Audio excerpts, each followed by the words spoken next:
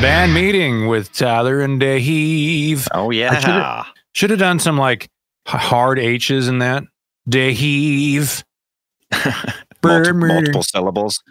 That's the reason you go from David to Dave, is to save the syllable. If you're just going to throw an extra syllable into Dave, then you've just defeated the whole purpose. Might as well call me David.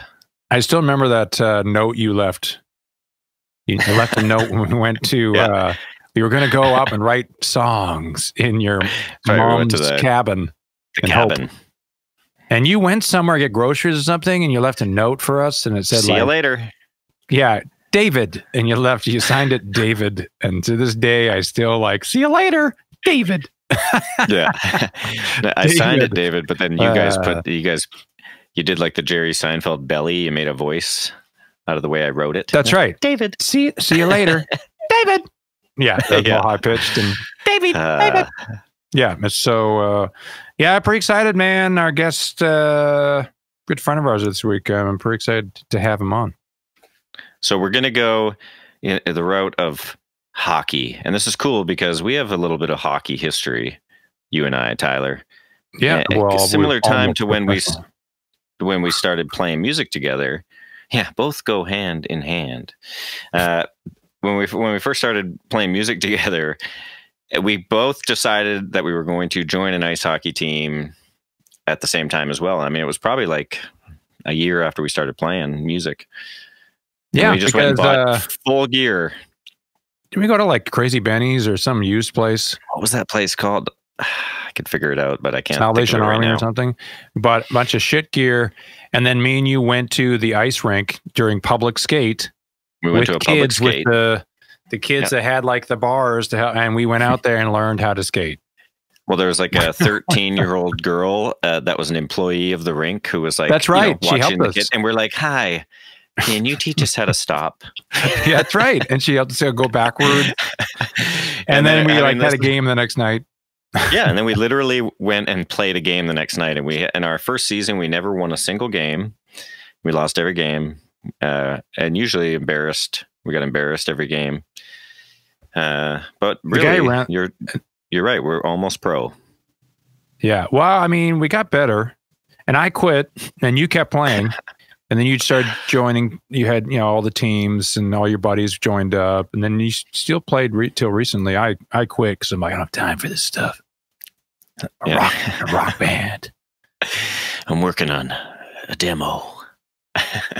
Yeah, I just kind of fell out of it, but yeah, I mean, growing up in Canada, it's like there's really only two things you do. It's cold all the time, so you play hockey. Mm-hmm. Everyone plays hockey. Dean played hockey. Joe, our drummer, played hockey. He's a goaltender, which makes sense for drummers. And then like me and you played hockey, but we didn't really start till we were older. And then the other thing is everyone just is in bands. Everyone is in a band. Everyone jammed, had instruments in multiple bands. Me and you were in a band together while I was in a band with Dean and some other guys. I remember Dean actually came and jammed with my band that I was in at one point. I played in a band with you way back before that. Like, that's how I met you, was like, "Hey, this is Tyler. He's going to be lead guitar in our band." That's right. So it's all just like this big incestual band. It was just a community of dudes that all just, and it was interesting because it was like it was just our town. It was just like Delta. Yeah. And it was like, and somehow like, I remember like being in Tim's brother's bedroom where he had a drum kit, and there's a dude in there wearing like a bandana. He looked like Axl Rose. And he was like, "This is where it all begins." We just kicked into something. And then like 2 years later, I met him again. And it was your buddy, Kurt. Yeah, Kurt. Yeah. And I'm like, "Yeah, it's the guy. That was the guy." So it's like we knew every single person that played an instrument in our town, and we played all in bands. There was a battle of bands that every single buddy was in, except for me. Yep. And I was all mopey, and I would go and watch you guys, and every other friend's band was in it. And you guys won. Didn't you guys win? Well, because kind of like not just one band won. You kind of like they had like a few winners from each showcase, and you got the opportunity to record a song in their studio. Right. That was what you won, right? It's Orphan Studio or something. Yeah, Orphan Studio. Very good. Holy hell! Yeah. Impressive. And everyone was like, Tyler, where's your band? How come you're not playing? I'm like, yeah, they didn't pick me. What's funny is the demo that wasn't good enough for Orphan Studios was good enough to get signed to like a major label deal. Yeah. It was the same demo. So who's laughing now, man? Yeah. Who's laughing now? Well, that's like I kept thinking back then, like the demo must have sounded too good, and they were like, "We can't bring this guy into our studio. His demo sounds better than anything we can do." I swear, they were like, they didn't want to deal with it. Well, yeah, I mean, I have my own studio, so I didn't need. Maybe that's what it was, because this guy doesn't need recording. But it was just like I just wanted to perform in the battle. Yeah, you just want to be part of the big jam. It was fun. And I had like your band came over, recorded at my place. Yeah, and Kurt's band came over.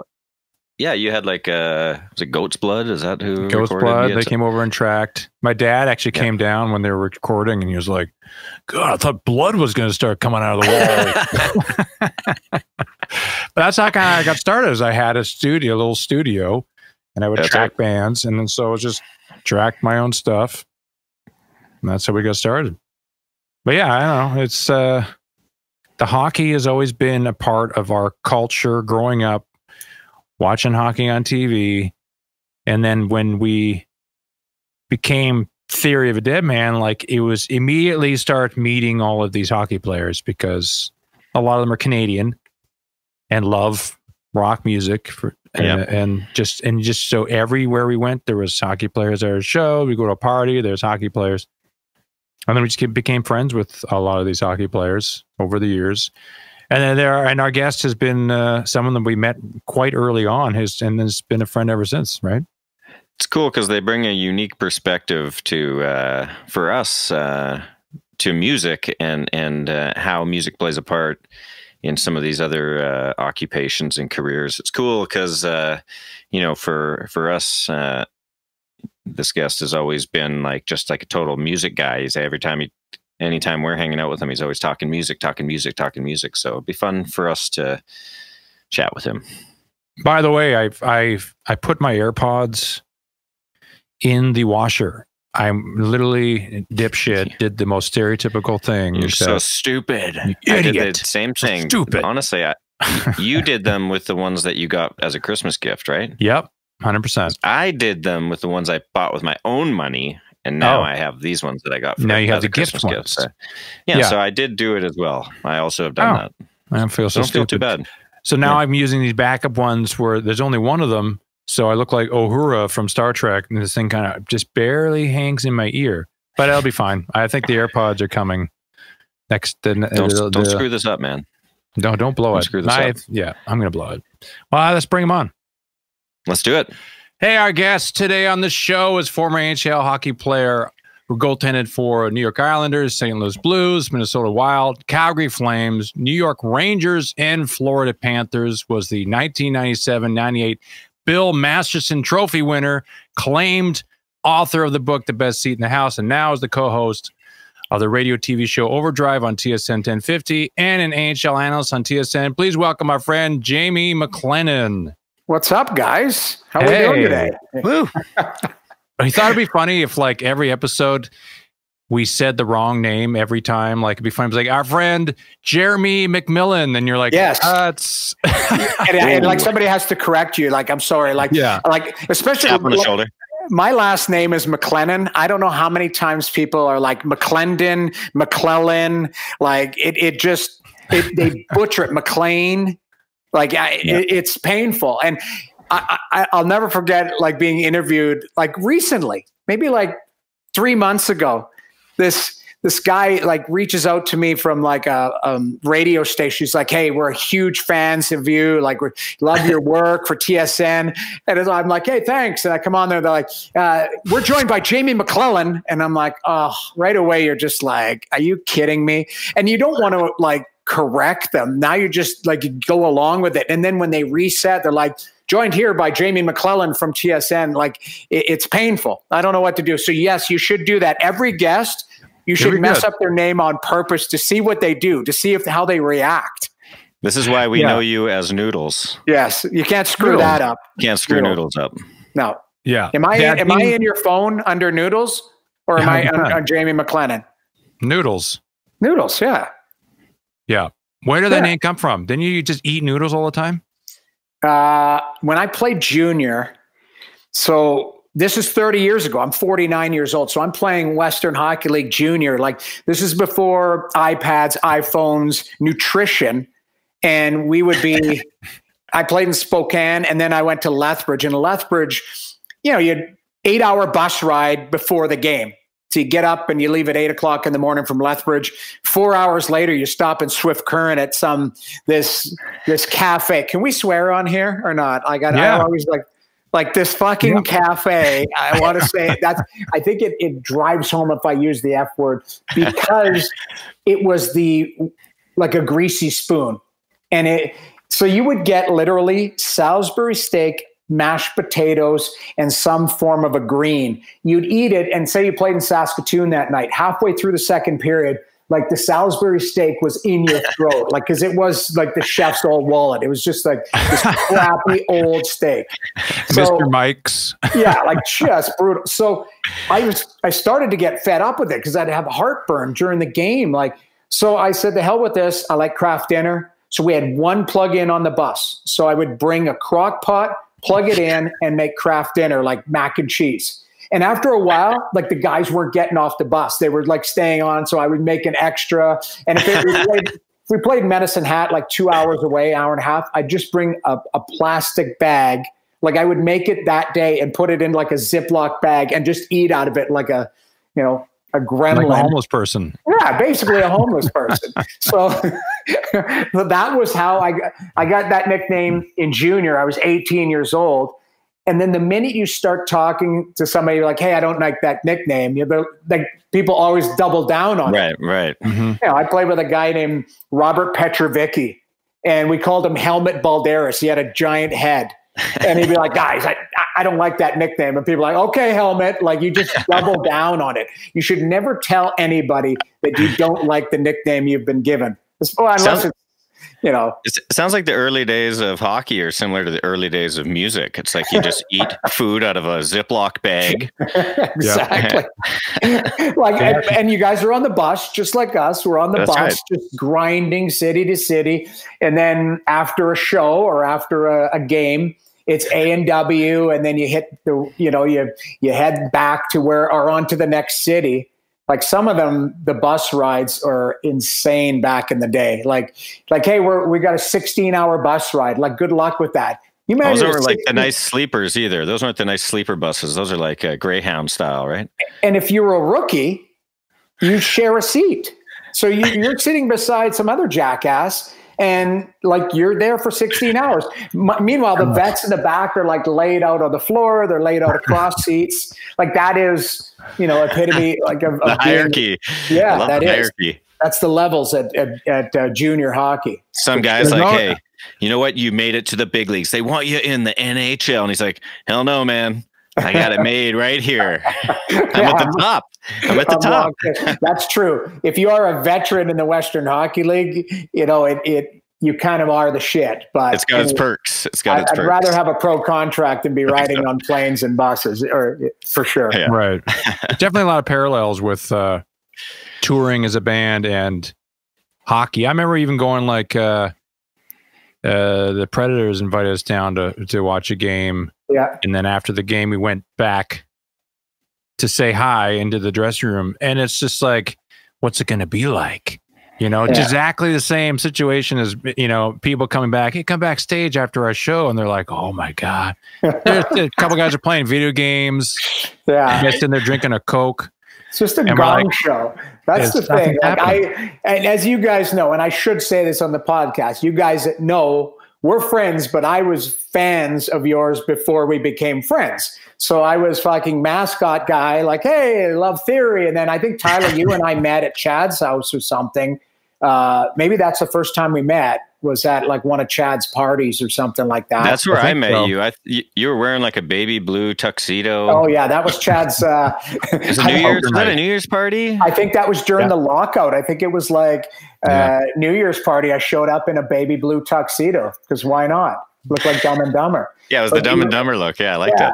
But that's how we met. But I was fans before, and then we've become friends. But there's so much parallel between, music and sports. Like, it's not just, the product, we see the product on the ice, we see the product in your records and your stage presence, but it's our personalities and the way we conduct ourselves off, non-professionally, which is for me super cool. Cause I would come to your show, we'd hang out backstage, and guess what I'd get to do? I'd get to have a beer, and, we'd all have a beer. We'd sit and talk hockey. We'd sit and, basically every athlete wants to be a rock star, and every rock star wants to be an athlete. So it's kind of the crossover is amazing. That's why we all hit it off. Yeah, and we always think you guys are crazy. Like, oh, I just want to be a rock star. We're like, no. you took the right path. You took the right path. I don't know. There was days where I see you guys on stage, and it's a seamless show. Everything's cool, and then crowds going nuts. Like I always wondered this, and I'm sure you guys could speak to it more. But there's nights where I'd lose 7-1, and I was a shitbag in the net. You know what I mean? Like, define a shitbag loss for you guys during a concert. I don't think you can. Can you? Hell yeah. Yeah, we've been shut out 8-0 before, man, for sure. Oh my Lord, we come off stage. There was the one time we played it was a showcase in New York for the label. And our management was there. Yeah. And our management was like, could you guys play Hello Lonely tonight? The label wants to hear it. And we're like, no, we haven't never rehearsed it. We've never played that song. We don't ever play that song. And they're like, just do it. We're like, all right, fine, but okay. And you're looking at each other like, yeah. Because I mean, to put the song into a record or record it, you do it repeatedly. You do it perfectly into the machine, right? Instead of I've heard you guys say that before. I think Tyler, you said it. You almost have to do it live. You have to learn your own song to make it sound correct. Is that right? Yeah. Right. Well, yeah. I mean, now before we go on tour, I think, for me personally, I practice before we ever do any kind of pre-production, because I don't want to be in pre-production and not know how to do it. So to be asked to learn a song and perform a song that night that you've never played as a band before, even if everything technically would have went right, it probably wouldn't have sounded great. But the fact that Tyler's guitar didn't work, all I knew was the melody. All I knew was the melody part. And I'm like, I can't change now and play what I should be playing, which is Ty's part, because I don't know it. I just actually don't know it. Yeah, we got to the chorus, and it's just like, it was bad. I picked my guitar up and just went slam, and I smashed it on the stage. And I was and after the show, our management's like, sorry. We're sorry. It's a good thing the whole label was here for that one, right, guys? Yeah, that was great. Thanks a lot. Yeah, we've had shows. We started a show where our guitars were all tuned to the wrong tuning for the song that we were playing, and that was right out of the gate. So it was like, you kick in, you have all this adrenaline, you want to just have this great show, and it just sounds like four guys that don't know how to play are playing 4 different songs, and you're like, no, you're playing in front of 10,000 people. Oh my God. Yeah. Figure it we out. Look at each other and we're like, what do we do? Yeah. Who's in and who's out right now? I don't know. So, and you guys have the earbuds or whatever they are. You're hearing your guitar in the wrong tune. Instantly, right? Instantly. So what did you do? Did you pivot? Can you? Well, what I did was, as soon as I heard it was out, I hit my tuner button on my guitar pedal and tuned it, because it was like, there's nothing else to do. You got to wash these first few seconds out and just try to pick up. But the problem is, it's like starting a hockey game and they score 3 goals in the first minute, and you have to try to pick yourself up and play a good game. It's like, no, just pull me out, please. Get me out of the game. Bring a backup guitar player in. If I'm in net and I've allowed 3 in the first 5 minutes, I've got the horse eye going at the bench going, is the backup goaltender stretching out? Yeah. And if I'm the backup and my starter would get scored on early in the game and I don't want to go in, I'm painting myself invisible on the bench so the coach can't find me. There's times where I know, Roman Turek one night, I've told this story before, so I'm fine with sharing it. I rarely go out. I mean, you guys know I used to. I don't go out as much, but I used to go out and get bombed and have a great time and that. But during the season, you just don't have the time to do it. But if certain cities, you're like, I'm going out tonight. Like we're in LA, I'm going out. I know we play the Kings tomorrow, but this guy's been in touch with us and this guy's been in touch, and we're going to the Hollywood Hills. So there was one night I ended up in the Hollywood Hills. It was 5 o'clock in the morning. I just remember drinking Crown Royal out of the bottle, sitting in a booth, somebody's kitchen booth. And the guy from Swingers was there, like Suey, I think his name was. And one of my teammates was like, dude, we got to practice in 5 hours. Like, we should go. And I'm like, go ahead. I'm fine. Like, so he leaves. I get a cab home. I don't know if I sleep. I go to practice. Like, I can fake it to make it and just stand there. You do the grandfather clock. You just wave your stick. And you're just a mess anyways. I have a 2-hour nap that afternoon, and I get to the rink, and I can still taste. You can still taste Crown Royal. Like, I can still, and I'm like, oh, please, hockey gods, do not put me in the net. Like, just don't. And LA scores 3 goals in the first 10 minutes. And Joel Quenneville is like screaming for Noodles. And I am hiding on the bench. Like, I'm like, I don't want this guy like to find me. Noodles, get in there. So I'm like, holy shit, I got to go in. I'm still drunk. And I'm like, I've never done this before. Like, I've never. And I get in there and they score the first shot. And I'm like, oh my, we're going to lose 20-0 here. Like, I have no idea. And I remember thinking to myself, and this is where you're like, just please, like, adrenaline takes over. Please let the puck hit you. Like, just relax and play. And I promise I'll never do this again. Like, I promise you're just brave. Like, please just, I swear to God, shut him out the rest of the game. I must have sweat, 20 pounds out of Crown Royal, and we ended up coming back to tie the game. And this is in the era of ties. So wow, a tie was a win in that situation. That was like, I would have taken a 5-1 loss. Like, I actually would have taken that night, just given like how stupid I was and thinking like, I can just slide one through, and I didn't, and I got busted, and I never did it again to that point. Like, I did go out, you'd go for a couple drinks, but you always made sure that you could be responsible. But I'll never forget that feeling in LA, and I got stung, but luckily I ended up with a tie out of it. We had a similar thing happen when we were making our first record, and we had the Carolina Hurricanes come to Vancouver, and somebody knew somebody. And anyway, I would say probably 15 members of the team ended up at the studio, and we were tracking some stuff, and then it just turned into like a party at the studio, basically. Of course. And I mean, we were drinking and smoking weed, and I mean, it was like Sammy Kapanen or something, smoking weed, and he was just puking in the bushes. And then they played the Canucks the next night, and the Canucks blew them away. It was 7-1, and we were like, we deserve like a star. We were in the studio and we're like, we always joke, the running joke in the NHL is that the Roxy would get the Canucks 5 to 10 extra points per season. Right. Because, you circled it. When I played like for St. Louis or New York, like, you circled that Western trip because it was Calgary Cowboys and it was the Roxy in Vancouver. You were either staying over with time in both of those places. So that Roxy, like the Roxy, between Roxy and Chad's house, and you name all the other things that we got up to.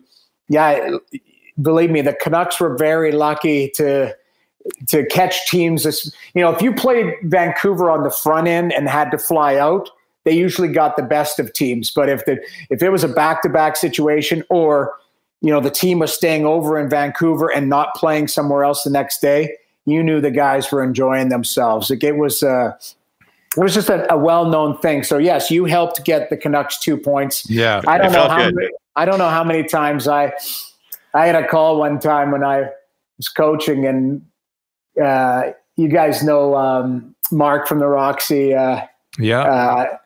And he texts me and he goes, call me. And he goes, are you guys playing tomorrow? And I'm like, yeah, we're playing. He's like, a little concerned about what some of your teams got going. Like, I mean, obviously just out late. And we got our doors blown off the next day. Like, it happens. But, you know, guys, certain pressure points during the season, you just blow off steam. And I don't know what you guys are like on tour. Like, there's maybe a night where you're like, you know, you're somewhere in Wyoming and you're like, you know what, it gets away from you the night before, you have a few drinks. At least you have the luxury of sleeping all day if you had to, or grind it out. Yeah. You don't go on stage a lot of times to 9 o'clock at night, right? Like, at least. Oh yeah. Yeah, there's definitely been some times. The meat plug story is one of the famous ones. Meat plug, Dave. Yeah, meat plug is pretty good. Ty also chucking 12 foot-long sandwiches out of the bus was a pretty good one. Yeah, when I get blackout drunk, usually I just become a total piece of garbage. Do stupid shit. One time all the cruise sandwiches. Yeah, one time I put on our tour manager. We called him RoboCop or something. He had this big brace. Yeah. They put on his leg, and it had like a pump. It was full of air, like John Candy from Summer Rental. Yeah. It had a pump, and I guess I got drunk and I was blacked out, and I put it on and was walking around outside, chucking sandwiches. And then the next day, our tour manager's like, "Where's my pump? You lost my pump from my leg brace." And he was so angry at me, but then he found it. It was in his road case or something. Oh, I love it.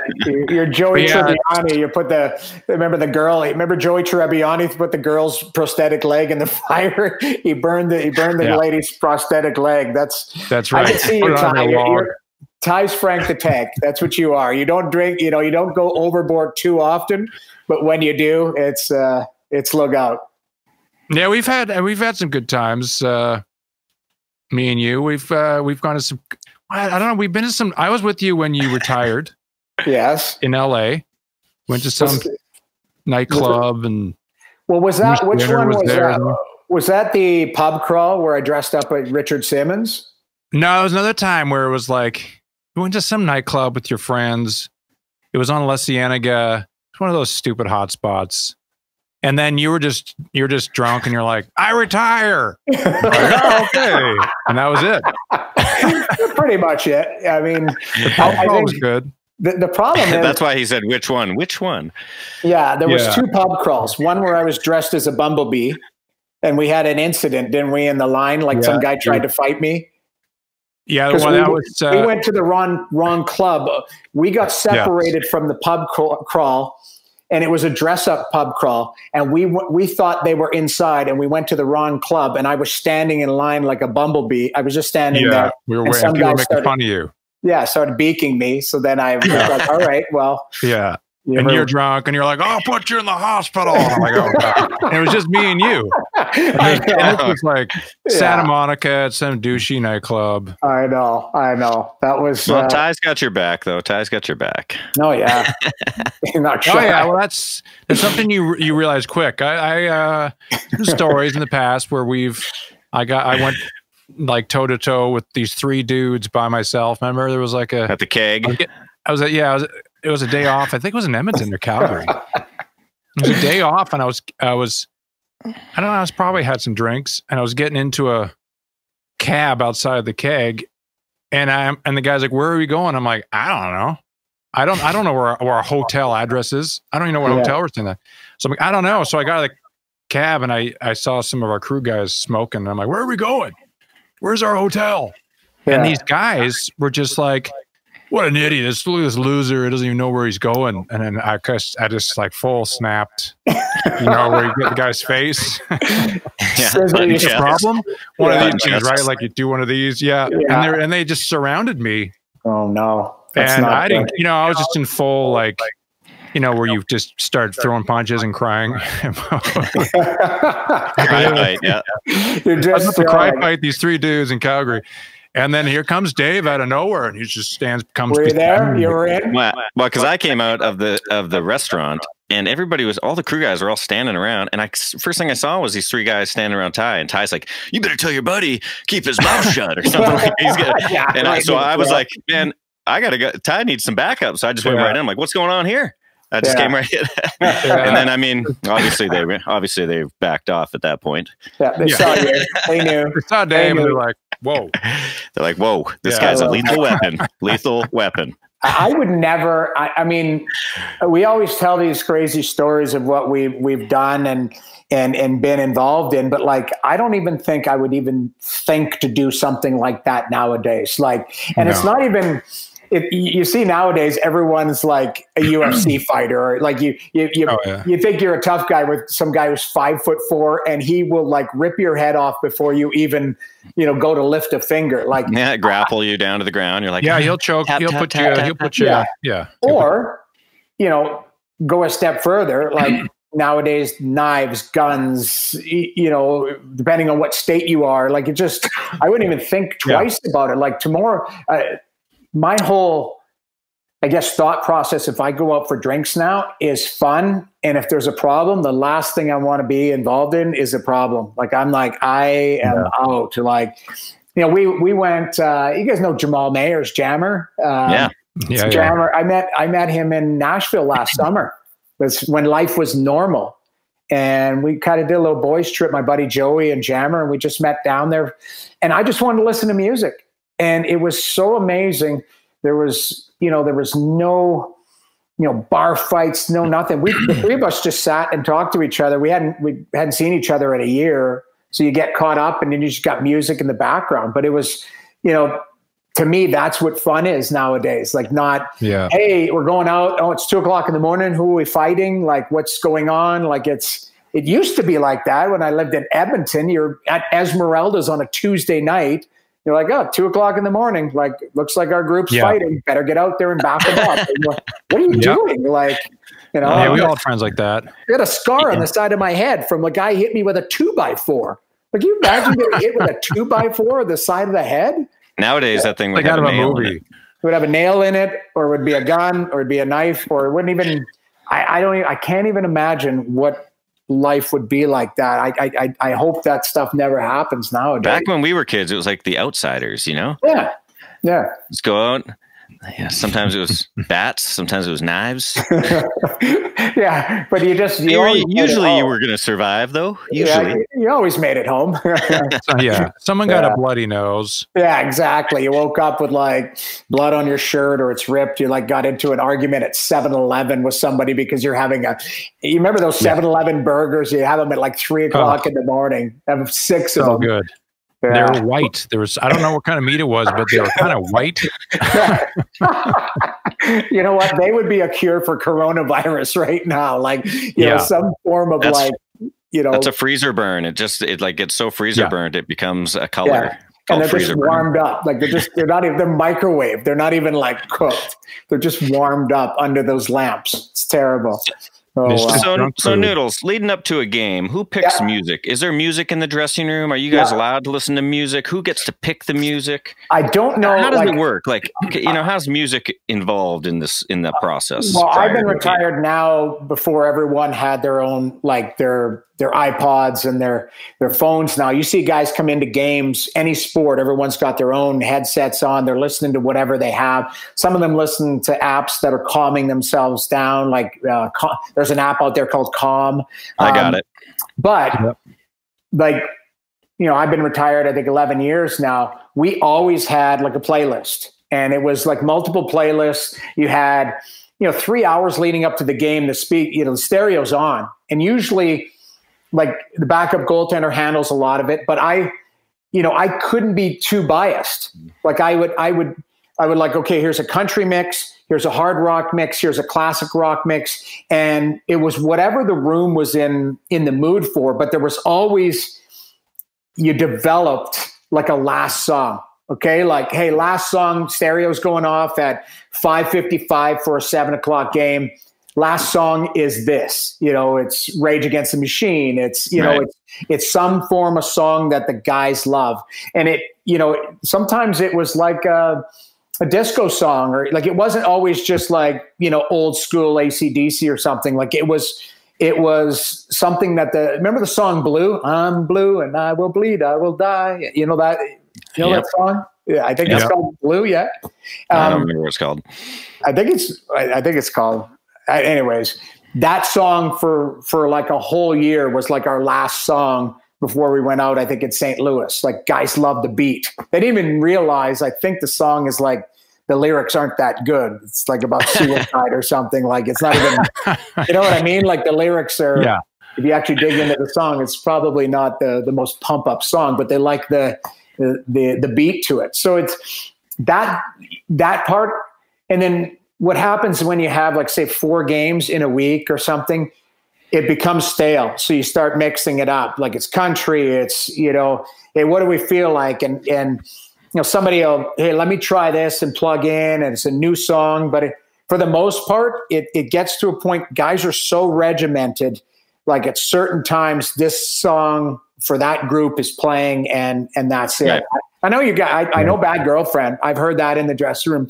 Like, that was, I mean, you guys, that's a stadium song, right? Like, that didn't WWF use it, or like, I've been at rinks and heard Bad Girlfriend all the time. Come on. Yeah, we've seen it. We're watching hockey on the bus all the time, and we'll be watching Rangers games. They play it a lot at MSG. Yeah, play Bad Girlfriend a bunch, and and anytime anybody goes to a game, they'll always message us if one of our songs comes on. Hey, they're playing Bad Girlfriend in Colorado right now, or something. It is. It's amazing how and you guys can speak to it more, like how in tune. Like, you're friends with a lot of guys in the NHL who either have played or are playing now, and you know, they love your music, and they bring you in. So is it weird? Like, I'll ask you guys, like, you know, we're friends, but like, what is the most random, I guess, hockey player that came up to you or was like, hey, I'm a big fan, like, that you didn't realize or didn't know? You know, I know you're friends with like Scotty Hartnell and guys like that, like, you know, Nashville guys, and like, you know, I think Dave Scatchard and guys like that who are friends of the band, but like, you know, is there somebody that you've been on the road, like, randomly, like, hey, we're in Ottawa, I didn't realize that Chris Neal's a big fan, or, you know what I mean? Like, I think it was cool when we went to Edmonton, actually, that one time, and it was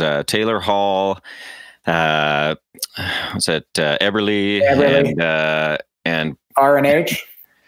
No, it was Sam Gagner, who was the third that was with them. And he was kind of like, to me, he kind of looked like he was babysitting them, right? They were the young guys out coming to watch the show. And they actually hooked us up with tickets to the game the night before. And it was one of those Taylor Hall goals that you still see highlights of, that Eberle fed it like cross ice, and Taylor Hall did this one timer, scored with like a minute left in the third to win it and they won 2-1 or something. Really? But it was cool. So we met them. They came to the dressing room, and I was like, hey, nice pass, nice goal, nice to meet you guys. And we were asking them about music, and I think it was they were like, I don't know if they're just nervous or something, but they were, you know, oh, you guys are one of my favorite bands, you know. But I think sometimes you get in that situation and you just want to be a fan of the band you're hanging out with, but yeah, I don't know. You never know if they're fans or not. A lot of the hockey players we know, you introduced us to. Yeah. But I mean, you know, but like, it's just, for me, I mean, like, I'm a fan of music, and then I happened to meet Tyler. I met you guys, and then, but I was a fan before, like, you know, and then now it's great to follow your career. Like, you guys are you 9 albums? Where are you at? Just about 7. Oh, yeah, getting there. Yeah, you guys are getting there. Yeah, I don't want to age you too much, but like, it's like I say, I go back to, you know, album 1, album 2. Yeah, you know, and I was actually joking. My wife Steph was like, you know, you should get back into taking guitar lessons and stuff. And I bought some guitars recently, and I remember having a guitar lesson, my first ever guitar lesson, and I go sit down with the guy. And the guy's like, you know, I'm going to teach you some stuff, teach you some songs. And he starts playing Santa Monica. Dun, dun, dun. And I remember messaging you right away, Tyler. I'm like, this guy, I literally, my teacher is hammering away on Santa Monica. You're like, listen, if I want to learn Santa Monica, I'll call my best friend, Tyler Connolly. Okay, bro, thanks. And the thing is he was being such a hero about it too. He's like, you know, eventually you'll get to like, you know, this. And he's like, you stop it. I'm like, I was at that guy's house a month ago. You should have FaceTimed with me and like, here, Here he is right here. And I'm like, hey, Jeremy McLennan, what's up? Exactly. Who is this guy? Yeah, exactly. It would have been one of those. It would have back then. It was a flip phone, so we couldn't do that stuff. But flip phone. You seem like a guy that would still have a flip phone today. I don't. You know what? Like BlackBerry or something. Luckily, working for Bell Media, like I've got the 11 Pro or whatever it is. Like it's good. Like I love technology now. Like I've embraced it, even though I'm not really good at, I've got a TV and radio set up and a tie line here and all that. And for the most part, I can get it going every day.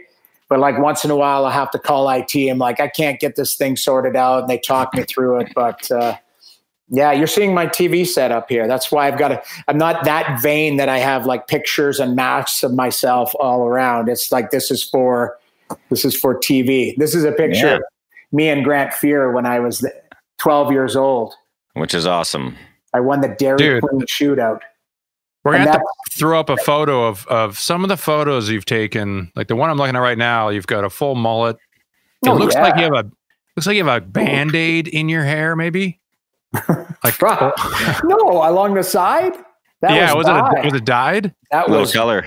That was blonde dye. Yes, it was a stripe. Just the left side. It was like a skunk stripe. Yeah. And then it was like shave the stripes in. Like a Pert Plus commercial. Like, the curly hair. Middle. Nowadays, I'm hanging on for dear life. I had a horrifying picture the other day. I was bathing my son, and I'm on my knees and, washing his feet or whatever. And my wife walks by and snaps a photo, and I got like a hole here, a monkey bum. And now she texted to me, didn't tell me a word. I look at my phone. I'm like, what the hell is that? She's like, that's the top of your head. I'm like, oh my God. No.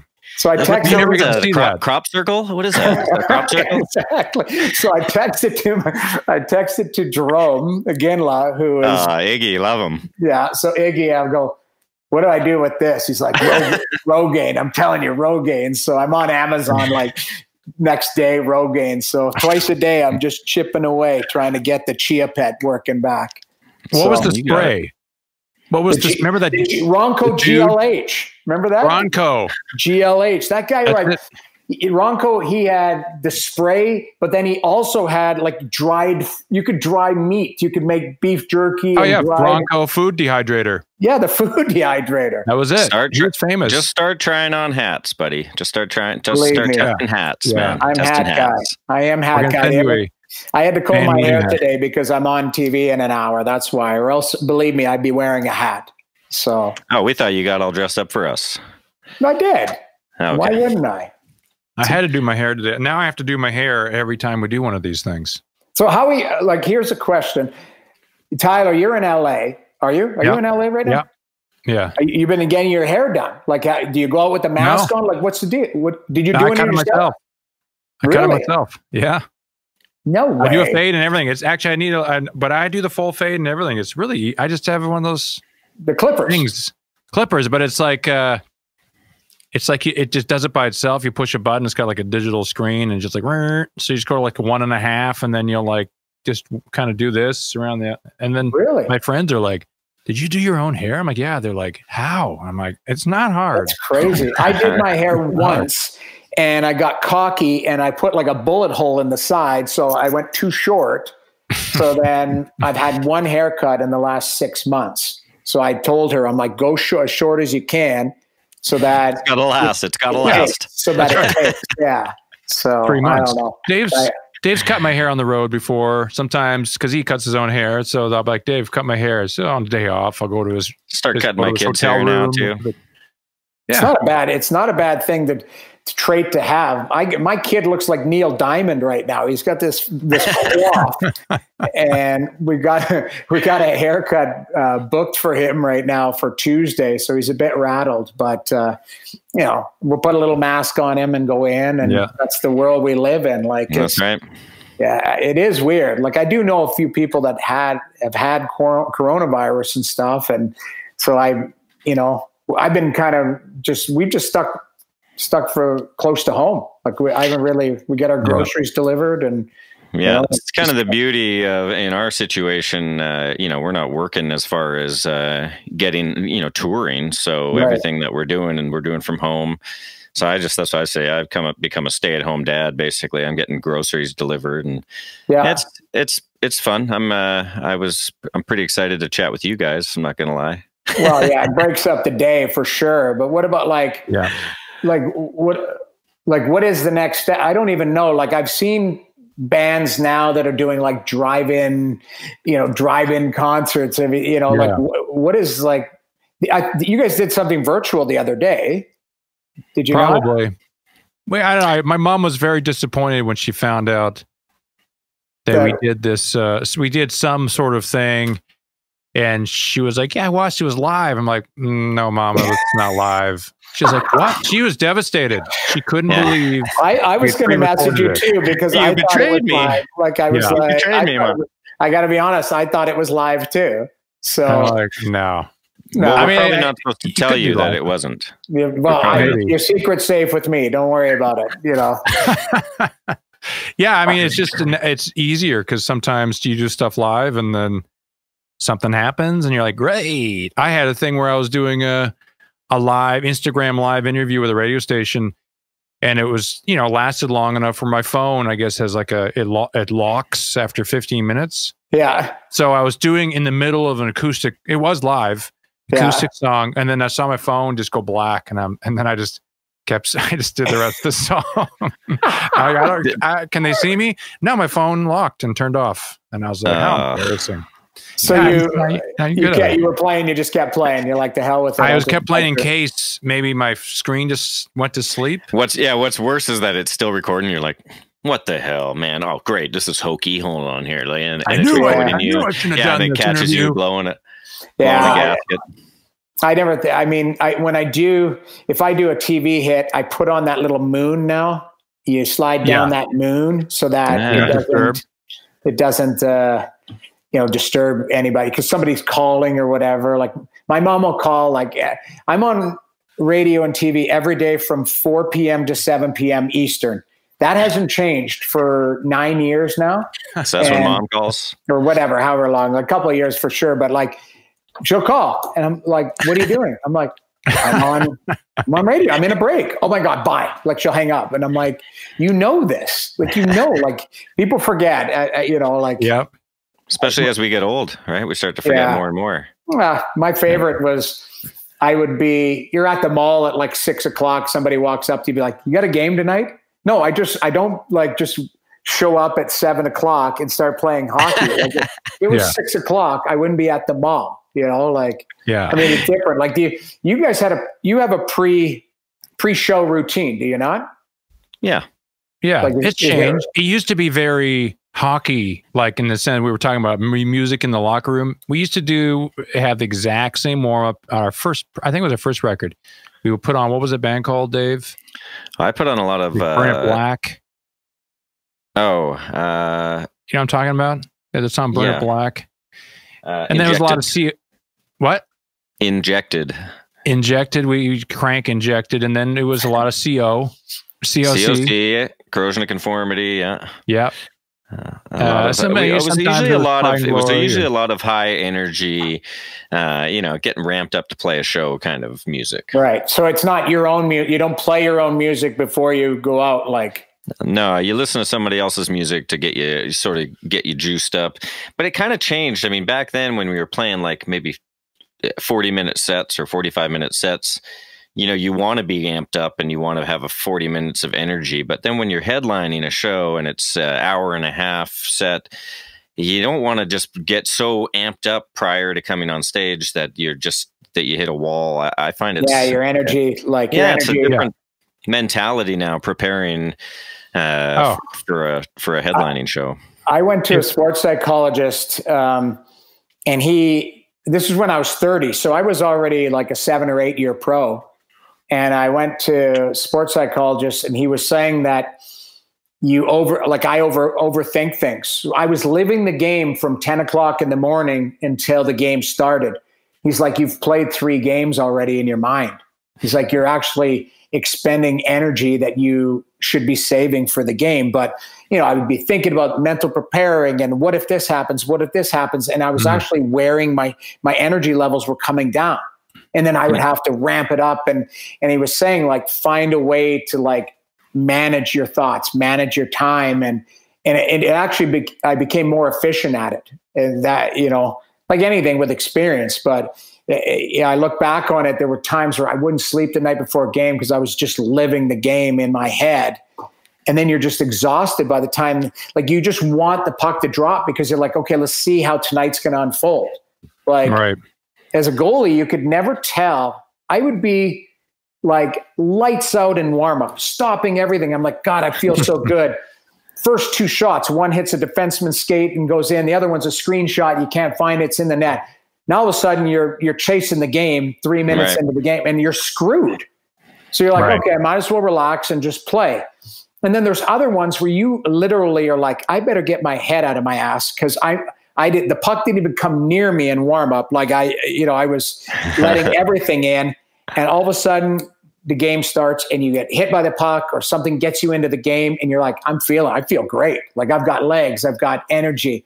Like, I could never tell how I was going to play. That frustrated me, really frustrated me, because I'm a planner. You know, I like to plan. It's so funny because you, as an athlete, you must really learn your body. Because I mean, my hockey knowledge is very limited. You know, I started playing hockey at beer league level when I was like in my early 20s. But I would play sometimes and feel like I had unlimited amounts of energy. And then after the fact, I'd be like, okay, what did I eat? What did I do today that made this perfect? And then like I would try to replicate that next hockey game.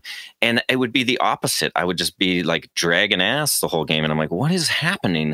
But you must, as an athlete, you must have a better understanding of how your body's operating and how to get it operating, or is that just still a struggle? I don't know. No, it is. But I think that's why you find that people are creatures of habit. Like they say goalies are superstitious. I think I was superstitious, but I was more just a creature of habit, because if I did that routine, I knew how my body was going to react. So on game days, I ate the same thing. I tried to sleep the same amount because I'm like, okay, my body needs this. The worst part, and this is what I don't miss about playing hockey anymore, is the first 2 minutes after you wake up. Everything was an assessment. Okay, what's sore? I got a shot in my elbow, so like I'm gonna have to get that dealt with today. Groins, hips are sore. You know, like it was almost like a checklist to get out of bed. It's like the diagnostic check of your really is, of your whole body. And I don't miss being sore. I don't miss when I was a backup goalie. I'd face 500 shots sometimes a day.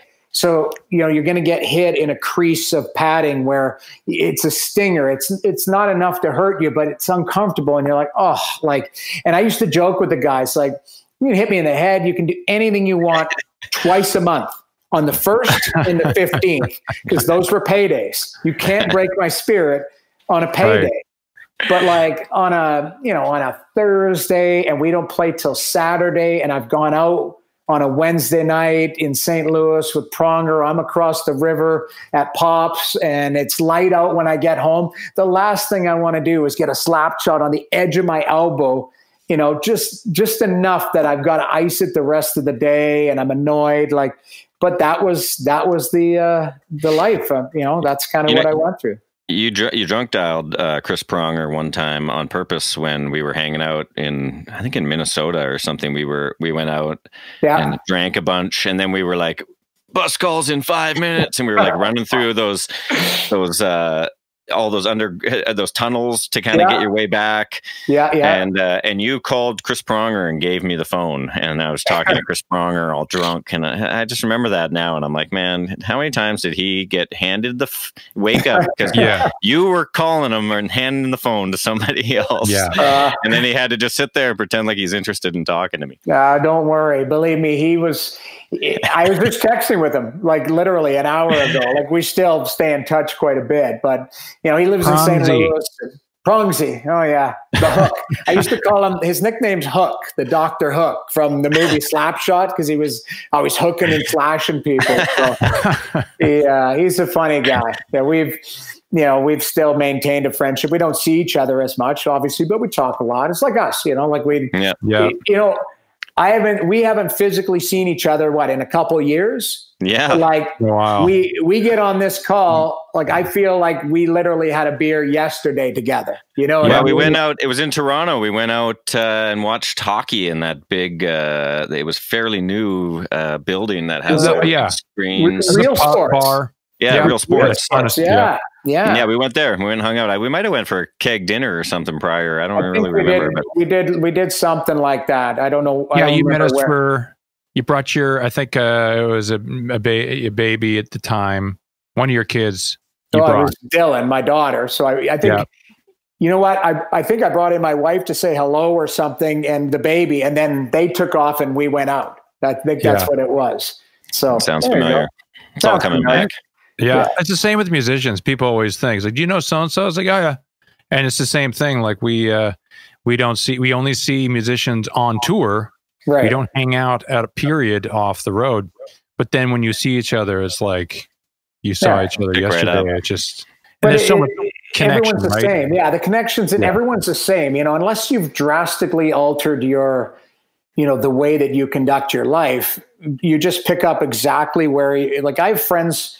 One of my best friends I've been friends with since grade 2. So we're literally 40 some years. I don't see him ever. He lives in St. Albert, Alberta. But I meet him for a coffee, and it's like, hey, it's like I saw him yesterday. You know what I mean? We stay in touch with text, but I think I've kind of resigned myself. I have friends who are in my life, and I know they're lifelong friends. So I'm not worried about if I haven't seen them in 6 months, or, you check in with them. How you doing? What's new? You hope everyone's good. Okay. See you when I'm Ty, whenever I'm in LA, hey, I'm coming out to LA. You're going to be around. If you're not, you're it's keeping in touch with people that you care about. And I've found as I've gotten older, the people I've weeded out too. You're nah, that person was a friend for that phase of my life, but I'm that's not a lifelong friend. There's lifelong friends and there's acquaintances. And I've found as I get older, it's just, we don't have enough time in the day to get to everyone. So you kind of pick and choose. You're like, Ty, every time I'm in LA, I'm going to come by your place because I got a bag there. And and a guitar. And I want to, check out, do some laundry, get some. It was like my escape bag. Wasn't that my escape bag? You had a bag of clothes in my house for a while. I think it was. I stayed at your place, Ty, one time, and you're like, yeah, that's just Noodles' bag right there. Just ignore that. Put it aside. And you finally had me fly out with it on tour, and you're like, hey, can you bring me my suits? I just got 2 suits in there. I need for some interview or something. And I'm like, 2 suits and some workout stuff and a guitar case or a guitar, and that was it. That's great. That was my if you have money and a passport, in a you were like Jason Bourne of hockey. Yeah, exactly. That was my my kit. If I needed hey, I'm in LA, I go to Tyler's house and I could change. It was because I think it was the girl I was dating at the time, and I would stay with her. And if I ever got kicked out or decided to leave, that's what it was. I've got it was volatile, so you never knew. I think you got kicked out. Yeah, I think I got kicked out, so I was like, I need a bag over there. So I forgot about that. The escape bag. Times, man. I love it. Yeah, that's awesome. Yeah, I'm so glad you were able to come on here. Me and Dave were talking about all these different guests we want, because we were, really want to do a podcast that was, talked about music, but talked about music with people who weren't necessarily in this, music. Music. So we're definitely going to have some musical guests, but. One of our first was let's hit up Noodles. We have so many great stories with that guy over years, like you said, since the beginning. We never even got to me being on stage with you guys in Edmonton, Alberta. That was one of the highlights of my life. Learning, hate my life, right? Right, DAG. Yep. And then is there a B in there? No, it's just DAG. different version, and then there's a chug, and I thought for some reason, this is in my mind, how this was all going to go down. When you said like, yeah, come down to sound check, I thought I was going to show up and there was like going to be 40 guitars there. And you're like, hey, we'll plug you in and just put you in the back and have no volume so that, you know, you don't jam things up. There was like 50 people there because there was like contest winners. And you're like, yeah, we're going to play Hate My Life. Dave, give Noodles your guitar. And I was like, I just gave you my rig. I was like, here, play mine. And then you stood beside me, like making sure that I was hitting the note. I was coaching you. And then you're like, remember Ty's like, I can play the lead or I can play I'll just fill in. I'm like, okay. I've never felt more awkward. Like I know, like I don't have to look at the guitar to get DAG, you know, sorted out. I was staring at the guitar down like I was having some problems, but we got through it. And then Tyler, your face was great. It. You were just like you look like a kid that was like, yeah, I was a contest winner basically. Yeah. I mean, you know, let's bring him up here, everyone. Thank you so much. Yeah. That night was a night I will never forget on so many different levels. Was that the night that Dean's bass got stolen too? Was that the same night? I feel like Dean got his bass stolen from. I don't know. Was that a wintry night? Was that a wintry night? No, it was a summer. Night. It was like in August, and it was like some guy was trying to give you his demo disc. And I remember, Tyler, you're really, really cool about it because you were like, I always accept demo discs from people because, you know, I want to help them out if I can or whatever. But this guy would not leave, and he was like painful. And then that's the guy who ended up like basically almost having sex with a girl on the dance floor in front of you guys while you were playing. Oh yeah, over to the side there. And there was a guy in the handicap section with a wheelchair, and he's trying to watch. And this guy is like got the girl on top of him, and it was a gong show. And I remember that now. And it was all done right beside my mom. Yes, I was standing with your mom in the VIP section, and she's like, "What the hell is going on here?" I'm like, and of course, you know, when you're drunk and you're trying to be like an adult, be like, "This is despicable," and I'm like, I'm hammered, and you're grabbing his hips. No, I'm like pushing him in. Like, I've never seen anything like this. Like, I'm so sorry, Tyler's mom. This is unbelievable. I'm disgusted. It's like this is like every night. It was. And so I'm like, funny. what? Yeah, my mom. Yeah, you told me that. I didn't see it.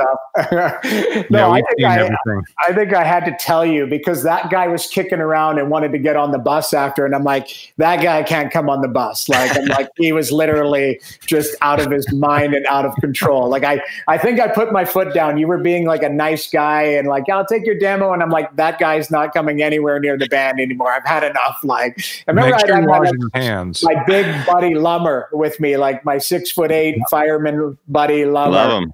Yeah, we love him. Lums was like, to this day, once in a while, I'll get a text from him and be like, remember that Theory concert? Like, and he's been to multiple. He's probably been to 10 of your concerts. Like, he was at our last one with my mom. He was backstage. I love it. Our last show in Edmonton, he was backstage with my mom. I think he would have mentioned it to him. I was like, remember last time you guys met was probably. Honestly, I know you guys got to go, but we could talk for days about this. Maybe it's almost like we're going to have you on again. I was going to say, you know, Noodles. We'll do Noodles Part 2 like a month from now. Once you guys get, you know, cycle through some like real talented people, and then they come back and be like, let's get that lunatic back on. I didn't even get to any of my notes. We don't need notes. You know how us. We just sit and wing. That's it. We'll get to Jamie McLennan Part 2 down the road. George McLean. I love it.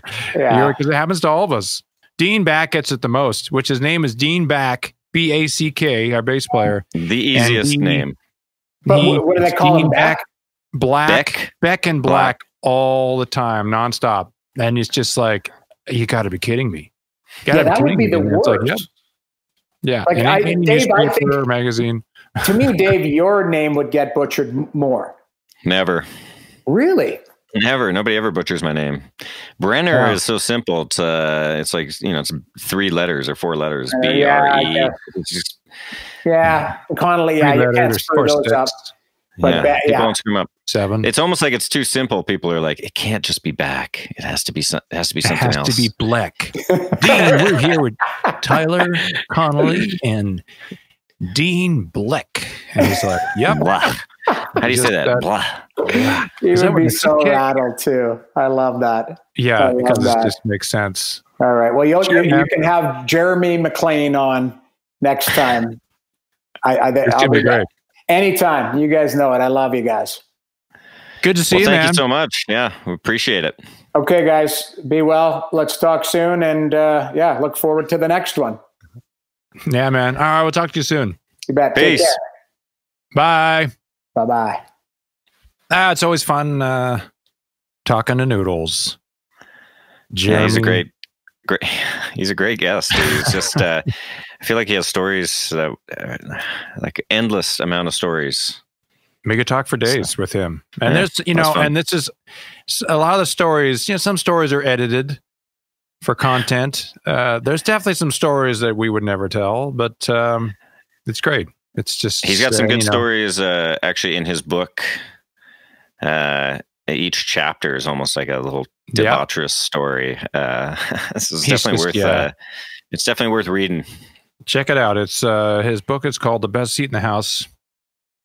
So I think you can just get that on Amazon or wherever you purchase paper books, paperback novels, Kindle as well. Yeah, you can get everything's online now too. Everything's like on iPad and all that kind of stuff. So that's cool, man. Yeah, and we'll put his socials will be on the YouTube as well. But go check him out on Twitter and once again, Overdrive on TSN 1050, and he's also an analyst on TSN. So that's awesome, man. It was good to see him. Yeah. But so we're going to end the podcast right there. I think that's a wrap. That's a wrap on Band Meeting, Dave Brenner. We're gonna have merch pretty soon too. We got some merch coming out, so we'll have a little merch store. I'm excited. Yep. So until that happens, check out our other podcasts wherever you listen to podcasts. We have our socials as well. Band Meeting Podcasts on Instagram and Twitter, and you can also watch this on YouTube. We'll have links that go to Jamie's stuff and our stuff as well. And one more thing, every episode we are going to do a charity where you can click on and donate if you like. So today we are going to do Music Cares as the charity. So check that out. But thank you so much for listening, and we'll see you next time. Can't wait. Yeah.